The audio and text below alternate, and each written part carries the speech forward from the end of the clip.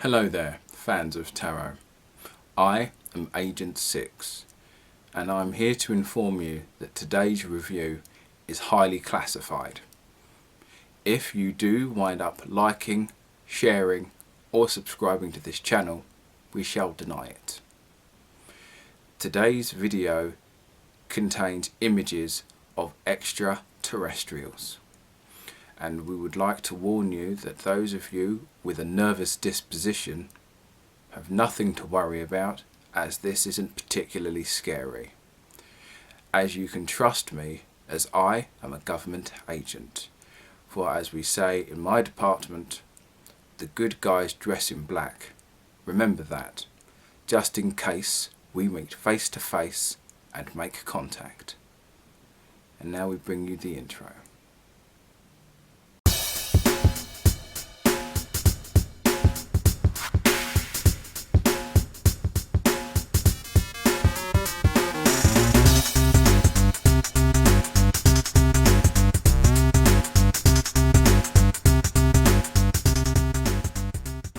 That's right, tarot fans. Today we'll be looking at the UFO Tarot. Now, I came across this quite a few years ago. When you buy a deck from the Scarabeo, they tend to have a little card that has all the list of all the other decks they do. And of course, you see the word UFO Tarot and you think, gotta give that a look. So yeah, so that's basically how I came across these. So first of all, these are standard Le Scarabeo affair with their 5 inches by nearly 3 inches cards. The card stock is pretty much the same as you would see with most Le Scarabeo. So if you're not a fan of that card stock, this is pretty much the same deal. As in regards to the box art, it's quite nice. Nothing that particularly stands out, but it's still the box kind of doesn't give the game away too much, but it does show, for example, that you've got kind of standard, kind of interesting looking aliens, more traditional looking, and also the concept of human stealing humans. So yeah, so this is the box itself. So it does look quite nice. It does look quite nice of a deck, but you can't always judge a deck by its box. So let's take a look. So first we're going to take a look at the back of the cards themselves, which I think is quite nice. So as you can see, you've kind of got, well, UFO. You've got flying discs for the UFOs. You also have what kind of looks like not necessarily pipes, but like machinery, a bit of mechanical machinery going on around the edges as well. So not necessarily particularly artistic, or at least anything that looks stand out artistically, but it's still pretty cool. In theme with the sources, you also got that's either supposed to be clouds or exhaust coming from the UFOs themselves. But we're going to take a quick look at some of the majors. So I've actually picked different majors to what I usually choose, just because I wanted to pick out ones that kind of stand out a bit more. So first we start off with the Magician. I have to work on that glare. So you've got the Magician here, and they're not necessarily being particularly subtle with the elements at the bottom. So you literally just have fire, liquid, rock, and a little whirlwind. So it's more direct in what the Magician actually has abilities over, and the fact you've got like a double helix here as well, I think is pretty cool. Adds an extra element of high intelligence as well, and I think it's pretty good. And if you look a little closer, then you've also kind of got this kind of Iron Man heart device here as well, which I think is quite interesting. Well, yeah, this is definitely an entity that likes working with DNA and other things. So this is more of a scientist style of card. Another thing you'll notice with the majors is they're all numbered, so there's no name underneath. So you've just got the number 3 here for the Empress. So I chose the Empress here because she's still in regards of having like being in a field, but instead of it being wheat, it's just grass and poppies, and it looks like where she's walked from the back of her transporter module to where she's actually growing flowers. So it is still that kind of feeling of fertility, but not necessarily in its classical sense of having wheat. And I still like, she still looks quite approachable in her what looks like metal dress. I wouldn't necessarily say she's as maternal of a feel compared to the traditional, but it's still pretty close. So next up we have the Death card. Now I chose this card because those of you who are fans of War of the Worlds will get it. I grew up listening to the radio, not the original radio, but the musical Radio 1. That was on LP. I've had it on cassette, CD.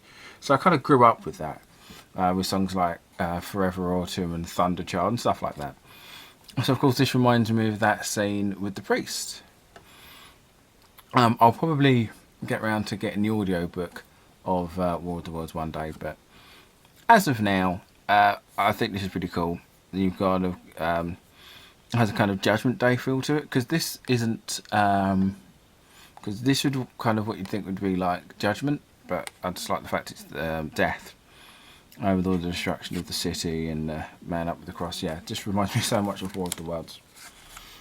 So next we have the Tower.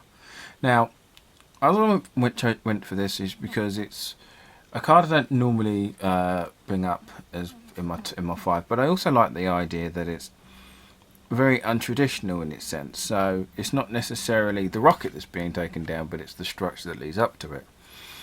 And it's the aliens themselves causing the chaos, not necessarily the chaos being brought upon them. And it's more of like a controlled thing, that, you know, this was a plan rather than just something randomly happening. So this wouldn't have been an accident. So it's an interesting take with that. And last we have the Moon. I mean, just look at it. Why would I not pick this? An astronaut just on the moon, seeing a humanoid shape. I had to. As soon as I saw this card, when I first got this deck, it was my favourite. Immediately became my favourite card of this deck. It's so simple in its idea and yet so brilliant. I love it. But we're going to take a look at the aces now. Okay, so with these aces, they're all pretty much showing the same thing, but just kind of how each suit deals with it. So basically each of these suits have their own element, and each ace is basically its own form of transportation. So for the Ace of Cups, we have basically just a hovering semi-disc, just water semi-sphere. I can't remember the proper name for it, but yeah, it's just a flying body of water, and it's kind of very difficult to kind of explain how this works, but it's still pretty cool and fantastical. So next we have the Ace of Coins. I think that in the book these ones are discs, and these are pretty much the whole theme of this one is around deserts. So you've got a crash disc there, very heavy on its element, because some people I find when discussing these with people, some of the beginners, some people who are getting into it do forget which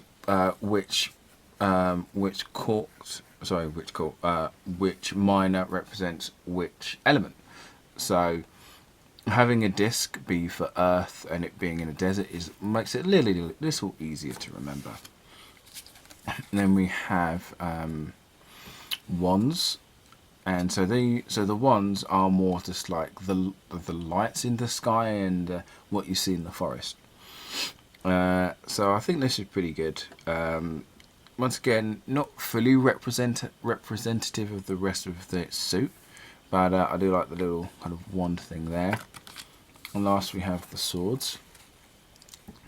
So this one is a bit more traditional in its appearance, kind of a highly detailed flying saucer, and the sword being a little kind of lightsaber, which I think is pretty cool.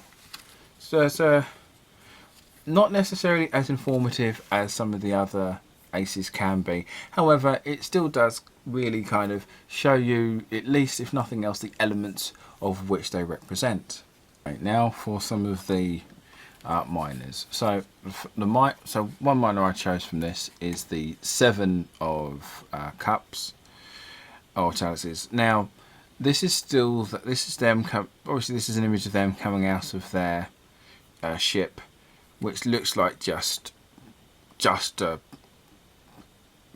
ball of water, ostensibly. So I chose this one because it's still similar to the ace, but it's still quite visually appealing. Just the idea, it's just more of the, hey, doesn't this thing look really cool? It doesn't necessarily have the same feeling as the standard Three of Cups in its own right. It's just there are seven people there, but it doesn't necessarily have the feeling of choice. It's just more of seven of the same. It all feels the same. There's probably a difference, but you probably won't really notice it from afar, at least. So next we have the four of discs. Now once again, I kept this one in because it does show humans in this as well as the aliens, and just how to scale these sort of things are. So I mean, that would probably look like a road for a car, whilst these discs are proper big. And it still pushes home the feeling, the element of the suit itself. So now we have the Six of Wands, and this one I chose because I like the idea of it. I like the idea that it's not only just showing the glowing people, but it's also still showing the glowing lights in the sky. Now this entire suit is themed around the night, because otherwise there's no point in glowing in the day. But it's still quite interesting, and it would have that feeling of, not necessarily horror, but that still feeling of discomfort, like if you was in that scenario of looking up and seeing a very strange light, and then behind you radiates more light, and you turn around and there's just glowing people there. And so last we have the Ten of Swords. Now this one was interesting because it's a slightly different take on the traditional. So rather than just a person being stabbed in the back, this person has gone for a lot of loss and is now, from the looks of it, stranded as well. So it's not just the feeling. So it's not the idea that you're just kind of in a situation. You're not feeling like you're backstabbed, but it's more like you're now just stuck, and the feeling of there is no way out. So this one had like not a feeling of dread, but just more like heaviness to it that some other decks don't necessarily have. And so to finish up, we'll take a look at the court cards. Now, similar to the rest of the deck, there are no words, it's all letters and symbols. And so with each court card, instead of just having a symbol for its court, it's just a line. So one line for the page, 2 for the knight, 3 for the queen, 4 for the king. And so these are just illustrations of the aliens themselves, rather than a situation in which the aliens are in. So I chose the knave here because it really kind of shows off better how this particular alien looks. I think it's supposed to look like it's made out of water, but it does have the nice kind of elongated look, and I still think it looks pretty cool. I think out of the 4 aliens in this is probably my favourite. And also, I should have mentioned, this still has that feeling of kind of studying and trying to learn more as it's observing this little semi-orb here. So it does feel like it's still in the realms of study. So next we have the Knight of Swords. I don't quite understand why this one is particularly a polar bear, but it still has that feeling of pushing forward, using with determination regardless of consequence. Now this one I think is quite interesting because it's the standard grey alien, the more common thought of when we think about aliens. You can see he's got the two little lines at the top. But yeah, this one still has a more traditional look, although it feels more like the traditional page of swords rather than the knight, which I find is kind of interesting. Next we have the Queen of Discs. And so with the discs, with the aliens and the discs, they are cockroach creatures. That's how they are able to survive in the desert, ostensibly. And what I like about this one is that this queen also highlights the idea that she's able to nurture, because here she is in a desert, bringing life to the desert with this tree, with this soon-to-be bush. And so this one has a kind of not necessarily maybe a feeling of maternal instincts, and also the idea to nurture and to help things develop and grow. And so last we look at the King of Wands. Now this is, as I said, it's an interesting concept, the glowing alien. And so this is more like, rather than just them reflecting the light, they are producing their own. Now I like this one in the fact that it's kind of it's got a dealing with a lot of technical pieces of tech that are beyond human ability, knowledge, capability, understanding. I like the whole Tony Stark, Iron Man sort of look, where he's just kind of got holograms and projection in front that still are able to sort out with some of the physical interactions and stuff. And so I do think that's pretty cool. And I also like the air of mystery. You know, what does the rest of the ship look like? Is this the entire interface, etc.? Now, I know I'm one of those people that do kind of wonder the world in which some of the decks are themed around. In fact, let me know if there is like a tarot deck you guys, any of you have, that you like the theme and want to know the world behind. Let me know. Leave a comment below. But yeah, so I hope you enjoyed. Once again, don't forget to like, share and subscribe. And I will catch you all on the flip side.